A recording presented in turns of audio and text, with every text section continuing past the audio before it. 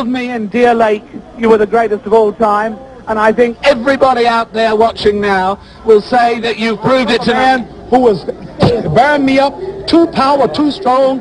I proved that Allah is God, Elijah Muhammad is a messenger, and I have faith in them, and regardless of the world and the pressure, I made it an easy night, because Allah has power over all things. If you believe in him, nothing, even George Foreman, will look like a baby. It wasn't a close fight, was it? No, it wasn't a close fight. No. Was it close before I knocked him out?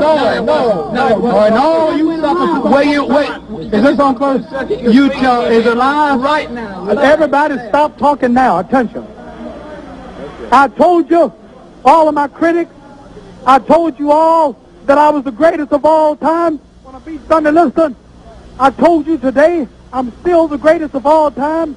Never again defeat me. Never again say that I'm going to be defeated. Never again make me the underdog until I'm about 50 years old. Then you might get me. But I didn't dance. I didn't dance for a reason. I wanted to make him lose all his power. I kept telling him he had no punch. He couldn't hit. He's swinging like a sissy. He's missing. Let me see your box. I hadn't started dancing yet. You can't say my legs are gone. You can't say I was tired, because what happened? I didn't dance from the second round on. I stayed on the ropes. When I stay on the ropes, you think I'm doing bad. But I want all boxers to put this in the page of boxing. Staying on the ropes is a beautiful thing with a heavyweight when you make him shoot his best shots and you know he's not hitting you. I would have gave George Foreman 2 rounds of steady punching, because after that he was mad. But he was falling, he was missing. I don't know if I'm going to fight again or not. Tell me, what did you say to George Foreman before the fight? What did you say? I told him he has no power in the corners and in the clinches. I said, shoot your best shot.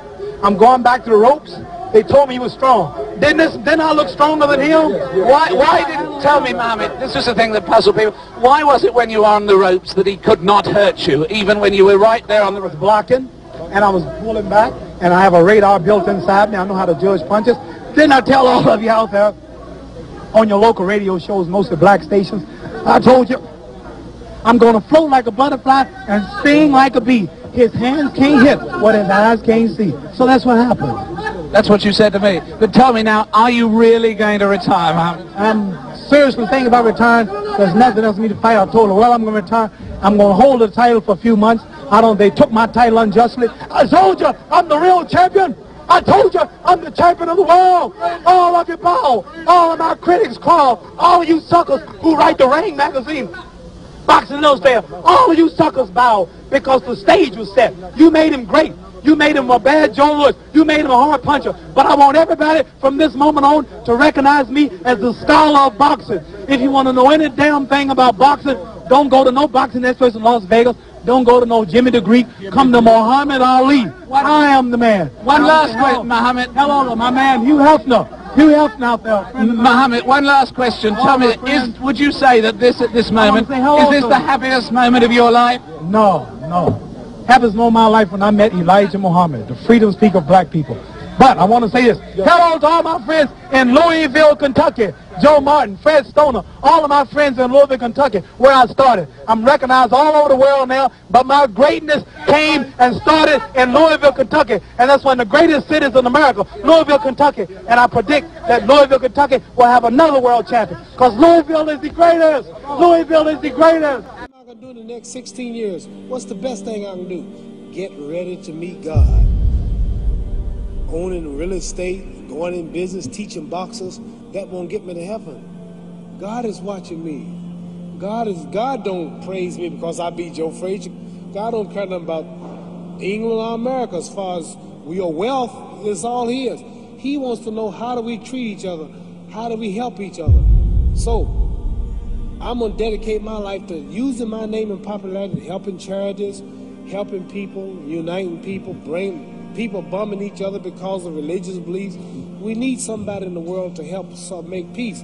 So when I die, if there's a heaven, I want to see it. Because we live how long? 80 years? The odds are everybody in this room, some of you are going to be dead 20 years from now. Some of you are going to be dead 50 years from now.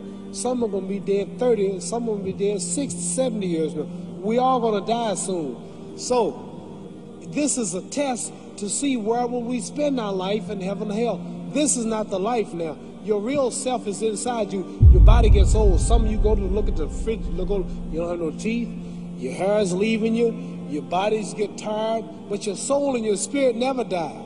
That's going to live forever. So your body is just housing your soul and spirit. So God is testing us on how we treat each other, how we live, to see where our real home be in heaven. So this physical stuff don't last for so long. So my car, this building is going to be here when the man who built it dead. There have been many kings and queens of England. They're all dead. After this one is gone, another one will come. So we don't stay here. We're just trustees. We don't own nothing. Even your children are not yours. If you think I'm lying, your wife is not yours. You don't own your children. You don't own your family. So what am I saying? The most important thing about life is what's going to happen when you die. Are you going to go to heaven or hell? And that's eternity. How long is eternity?